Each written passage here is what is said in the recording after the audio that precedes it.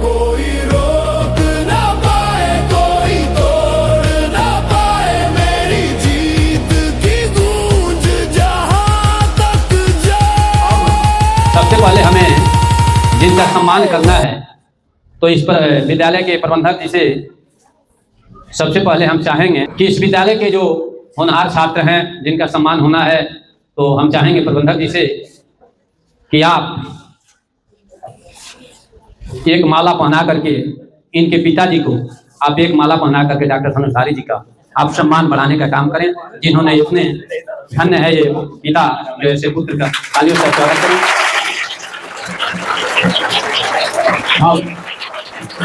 अब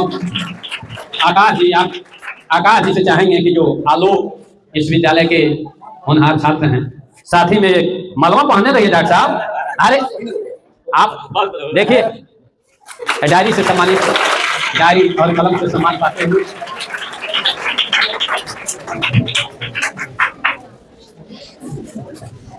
और एक माला जिनके सम्मान में यह कार्यक्रम रखा गया है आकाश जी से पहनवा दीजिए। आकाश जी आप भी इस विद्यालय के होनहार छात्र को एक माला पहना करके आप सम्मानित करेंगे। ये दोनों धन्य हैं डायरी कलम के साथ।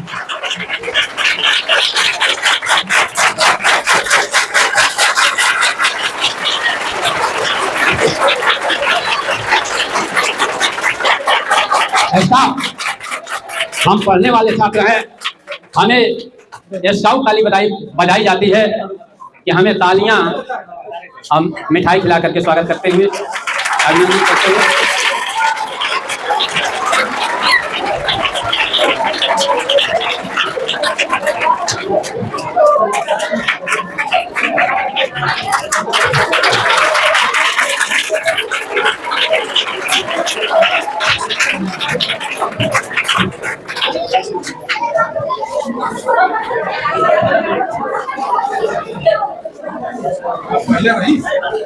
भारत माता की लगता है जैसे देहात में तो लोग नहीं जानते हैं, बजा देते हैं ताली, स्काउट ताली जैसे ताली हो। तो हम कह रहे थे कि शिक्षा जिसके पास होती है उसकी पूजा देश के प्रत्येक कोने में हुआ करती है।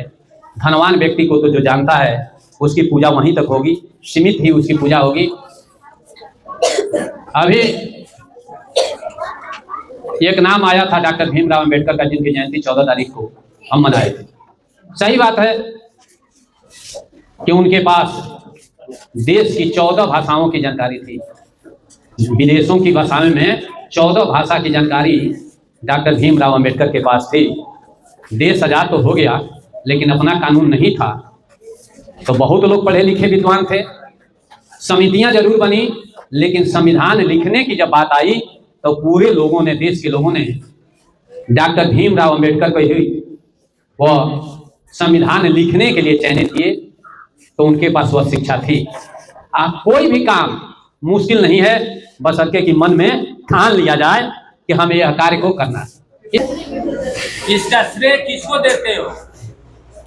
जो तुम पास किए हो, परीक्षा पास किए हो, इसमें सबसे बड़ी भूमिका किसकी है? तुम्हारे पिताजी की है, माताजी की है कि अध्यापकों का? आकाश सर का है। आकाश सर का। तालियों से स्वागत करो।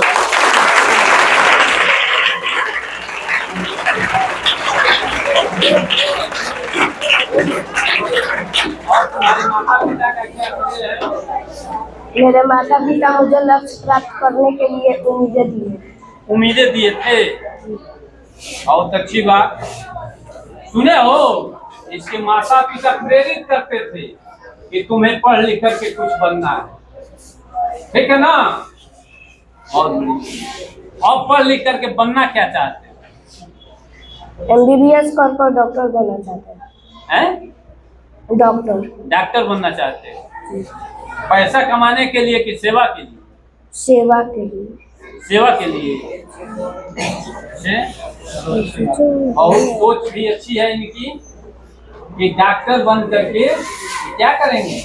सेवा करेंगे, जीवन दान किसी। धन्यवाद।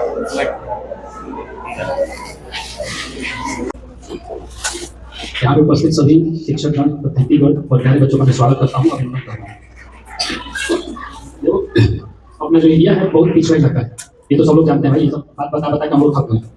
मेहनत करोगे, आगे चल के कुछ बनोगे भाई, तो अपने ही एरिया का नाम रोशन होगा, दूसरे के का नाम रोशन नहीं हो जाएगा। एरिया तुम्हारे परिवार का नाम रोशन होगा, तुम्हारे गाँव का नाम रोशन होगा। कहीं भी जाओगे तो लोग पहचानेंगे तुम्हें, तुम्हारे क्या काम किया उससे पहचान मिलती है। ठीक है ना, तुम क्या करते हो, कौन सा काम आगे चल के करते हो, किस प्रकार से लोगों की सेवा कर रहे हो, किस प्रकार से गाँव में तुम अपना व्यवहार करते हो, उसी से तुम्हारा पहचान बनता है।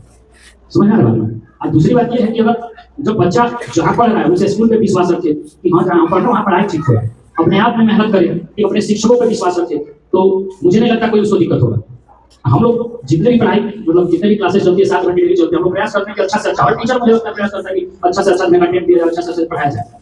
अब तुम्हारे अंदर जब विश्वास चलेगा टीचर के प्रति, तो टीचर का भी विश्वास रखता है बच्चों के प्रति, तब जो मिल के जो मेहनत होता है ना, उसमें तुम्हारे गार्जियन भी कुछ विश्वास दिखाएं। तो मान लो यहाँ हम लोग को आदर्श की बातें करते हैं और तुम्हारे घर में तुम्हारे गार्जियन उल्टा पुल्टा बोलते हो टीचर के बारे में, स्कूल के बारे में, तो फिर तुमको कभी नहीं रिस्पेक्ट करोगे किसी टीचर को। आंधियों से कह दूं रुकना नहीं, मंजिल मेरी है झुकना नहीं। बिजलियों से